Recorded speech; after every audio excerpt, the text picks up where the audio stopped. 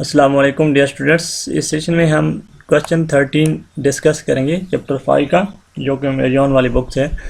कहते हैं planets of density rho 1 spherical core जिसका रेडियस हमारे पास r1 है, with thick spherical cloud of dust है जिसकी डेंसिटी क्या है रो 2 और इसका radius r2 is discovered. What is the force on A particle of m placed with in the dust cloud. कि हमारे पास जो डस्ट क्लाउड है, ये देखें इनर जो इसका रेडियस r1 है और इसकी डेंसिटी हमारे पास क्या रो 1 है। इस तरीके से जो हमारे पास आउटर रेडियस यानी जो क्लाउड है, इसकी वजह से इसकी डेंसिटी रो 2 है और इसका रेडियस r2। यहाँ पे जिसने डॉटेड लाइन है, यहाँ पे कोई मैस m है, तो कहते हैं कि what is the force on the particle mass with in the dust cloud. यहाँ पे कितनी फोर्स लगेगी। r0 position of the particle, जो कि हमने यहाँ पे लिख लिया कि ये हमारे पास पार्टिकल कहाँ पे, इलेक्ट करें यहाँ पे पार्टिकल है जो मैंने डॉटेड लाइन से लिखा है। For r1 less than r0 less than r2 we calculate the force by assuming that all of the mass for which r less than r is at r is equal to 0, we neglect mass for r is greater than the force in the radial outward direction. The magnitude of the force is equal to minus gmm over r naught square. ज़ाहिर बात है, अगर distance r naught है तो यहाँ पे इस पर कितनी फोर्स लगेगी, minus gmm over r naught square, just simply. अब हम अगर आउटवर्ड देखते हैं, मतलब यहाँ पे किसी इसकी वजह से, जबकि मैथ क्या होगा 4/3 पाई r1 क्यूब इंटू, और जो हमारे पास 4/3 पाई r0 cube minus r1 cube into rho 2। यहाँ से थोड़ी बहुत इसमें आपने ये सब्स्टिट्यूशन करनी है। ये अगर मैं इसमें आपको दिखा दूँ, क्योंकि जो मैथ इनसाइड भी लाई कर रहा है उसकी वजह से फोर्स होगी, जो आउटसाइड है उसकी वजह से कोई फोर्स नहीं होगी। जिस तरीके आपने स्फेरिकल शेल की अगर मैथ यहाँ पे डिस्ट्रीब्यूटेड है, देखें ये इस वजह की वजह से सारी की वजह से फोर्स लगेगी, प्लस यहाँ तक जितना मैथ है उसकी वजह से फोर्स लगेगी। ठीक है, जो बाहर वाला जो ये वाली जो पोर्शन है ना, इसकी वजह से फोर्स नहीं लगेगी, जिस तरीके से आपने स्फेरिकल शेल में किया था। तो हम देखेंगे इसका मैथ, पहले इस पोर्शन का मैथ लिखेंगे। मैथ क्या होगी उसमें, ये जो मैथ है, ये वाला मैथ, इसकी डेंसिटी इंटू वॉल्यूम ये वाली, प्लस ये जो रीजन है इसकी डेंसिटी इंटू वॉल्यूम। सही है, तो ये आप कैसे फाइंड कर सकते हैं, ये ज़रा आप तो ये आपके पास इसकी डेंसिटी क्या है, रो 1 जो फर्स्ट रीजन की डेंसिटी, और वॉल्यूम इसका होगा 4/3 r1 क्यूब, जैसे मैंने यहाँ पे इसमें आपको शो किया, ये डेंसिटी 104 जो फर्स्ट रीजन है। और जो सेकंड रीजन है ये वाला रीजन, यानी कि मैं अगर दोबारा यहाँ पे बना लूँ, ये जो सेकंड रीजन है ये वाला, यहाँ से आपके पास r0 था। ठीक है, ये r0 था जो कि आप यहाँ पे रिक्वायर्ड था, ये मैं इसको तो कंप्लीट नहीं बना। यहाँ तक आपके पास ये r1 है। ठीक है, और ये जो है ये आपके पास टोटल क्या है। अब आपने एक्चुअली इसकी डेंसिटी तो रो 1 थी और इसकी डेंसिटी रो 2 थी, तो टोटल आपको पता है कितनी है r0 और ये क्या है r1। तो आपको सिर्फ इसका रेडियस चाहिए, तो ये क्या होगा, टोटल में से आप ये वाला सब्ट्रैक्ट करेंगे तो कौन सा बचेगा, ये वाला रेडियस। तो r0 का क्यूब माइनस r1 का cube multiply by its density. तो ये इस सेशन, ये जो आपके पास क्लाउड्स है, इसका आपके पास मैथ आ जाएगा। ठीक है, यानी ये जो क्लाउड्स वाला है, तो 4/3 पाई ये इसका रेडियस आ गया मल्टीप्लाई बाई इट्स डेंसिटी। तो ये आपके पास टोटल मैथ जो कि इस पार्टिकल पे क्या लगा रहा है, फोर्स लगा रहा है। और आउटसाइड वाला जो पोर्शन है वो फोर्स कोई नहीं लगा रहा।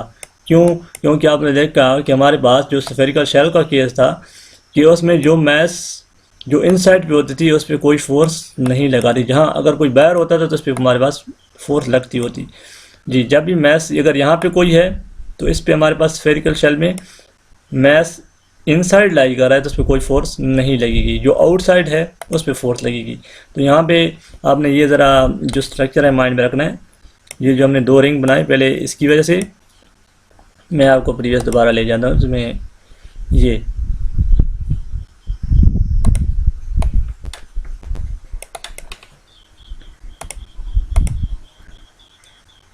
ये जो m है इस किसकी आपके 2, यानी आप इसको m1 + m2 कह दें, यानी इसका मैस, इस रीजन का mass density multiply by its volume, और फिर इस रीजन का मैस वो क्या होगा, density multiply by its volume.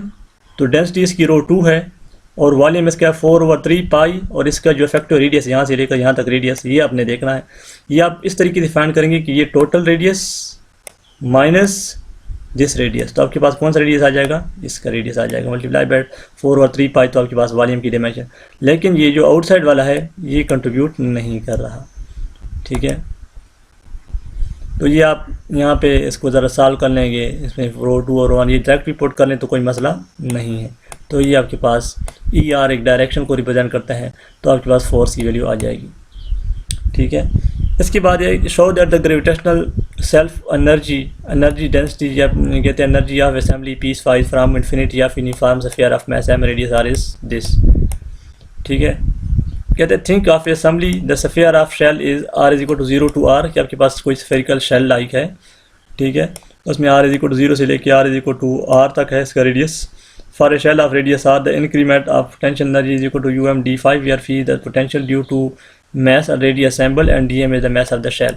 तो dm is equal to rho into deta, रो और deta क्या होता है आपके पास एरिया इंटू लेंथ 4 पाई r स्क्वायर। ज़ाहिर बात है अगर आपको यहाँ पे कोई डिस्क ले लेते हैं ना, कोई रिंग ले लेते हैं, तो इसका एरिया आपके पास क्या होगा 4 पाई r स्क्वायर मल्टीप्लाई बाई ये जो dr इसकी थिकनेस है, तो ये आपके पास इसका वॉल्यूम आ जाएगा 4 पाई r स्क्वायर, इसका सरफेस एरिया हो जाएगा, और dr इसकी इन थिकनेस, तो ये आपके पास 4 पाई r से इसका वॉल्यूम हो जाएगा। और डेंसिटी क्या होती है, डेंसिटी आपके पास 3/4 पाई यानी 3/4 पाई r क्यूब इंटू m। ये एक्सप्रेशन, ये डेंसिटी का इसने कहाँ से फाइंड किया है, स्फेरिकल शेल के लिए, ठीक है। ये ज़रा आप इसमें देख लें कि 3/4 पाई वैसे होते हैं 4/3 पाई r cube for the complete sphere, ठीक है। और स्फेरिकल जो हमारे पास शेल है उसके लिए हमारे पास होता है 3/4 पाई m/r क्यूब। ये m इसका हमारे पास मैस है, और ये यहाँ पे एक्चुअली जो डेंसिटी होती है वो मैस ओवर वॉल्यूम होती है, ठीक है। मैस हमारे पास m था, और ये 4/3 पाई r क्यूब, 4/3 पाई r क्यूब जो नीचे 3 था ऊपर चला गया, तो 3/4 पाई r क्यूब इस तरीके से 4 पाई r स्क्वायर इंटू dr यहाँ आ जाएगा। तो पोटेंशियल का फार्मूला हमारे पास है -gm/r, where m is equal to, ये m is equal to mr cube over small r cube over r cube. I think कि इस चीज़ का भी आपको पता होगा कि जब आपने फाइंड किया होगा हमारे पास अगर इन साइड पे कोई मैस है तो इसका और टोटल रेडियस इसका r है, तो हम कैसे इसका पोटेंशियल जो है ना फाइंड कर सकते हैं। ये जो m हमने अज्यूम किया है, इसको अगर मैं थोड़ा बहुत एलाबोरेट करूँ कि ये जो एक्सप्रेशन उसने लिखा है, पहले मैं जो ये सारी चीज़ें इसको मिटा लेता हूँ।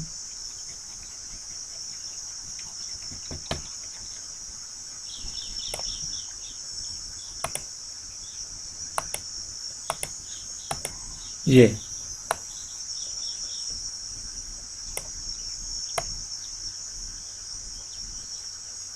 हमारे पास मैंने एक रिंग लाइक बनाए हैं, ठीक है। यानी सभी कोई आपके पास यूनिफॉर्मली डिस्ट्रीब्यूटेड ऑब्जेक्ट्स है सारे मैच, ठीक है।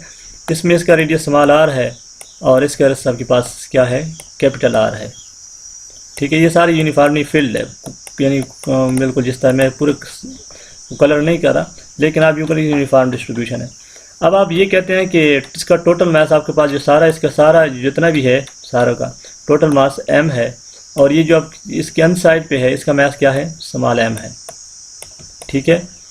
और अब आपको ये भी पता है कि इसकी डेंसिटी सबकी सेम है, तो आप इस वाले पोर्शन का आप क्या निकाल रहे हैं, मैस निकालना चाहते हैं in term of this whole mass. तो ये अगर आपको पता है कि डेंसिटी सेम है, तो density 1 is equal to density 2, क्योंकि दोनों जो स्फीयर है उसकी डेंसिटी क्या होती है सेम होती है।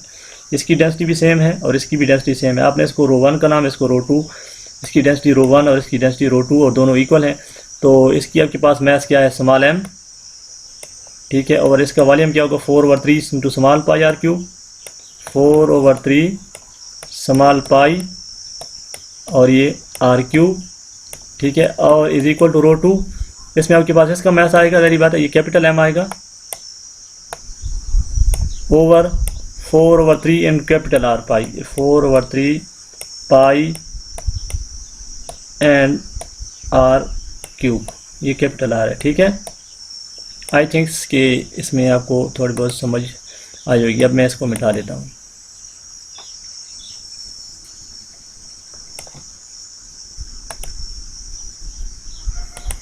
यहाँ पे कुछ कैंसिलेशन होगी, ये 4/3 इधर भी है, 4/3 इधर भी है, ये स्मॉल आर क्यूब है, ये कैपिटल आर, अपने स्मॉल मास फाइंड करना है तो ये स्मॉल आर क्यूब इधर जाके मल्टीप्लाई हो जाएगा, R cube divide multiply by capital M और आर क्यूब, तो ये आपके पास मैथ आ जाएगा। ये मैथ की वैल्यू आपने यहाँ पे पुट करनी है और इस तरीके से u is equal to D U integrate करेंगे, क्योंकि आप देख रहे हैं इसमें कि हमारे पास ये R0 से लेके कैपिटल आर तक कितना पोटेंशियल एनर्जी है, इंट्रैक्शन एनर्जी इस तरीके से, तो पोटेंशियल एनर्जी होता है GMM over R, GMM over R, इसको मैं थोड़ा जूम आउट कर लूँ, पोटेंशियल एनर्जी होती है GMM ओवर आर, तो ये आपके पास DM और एक स्मॉल है, तो ये 3m over R cube into this, ये DM था जो हमने, और दूसरा जो रिमेनिंग पोर्शन है इसका मैथ हमारे पास ये वाला minus GMR² over R cube,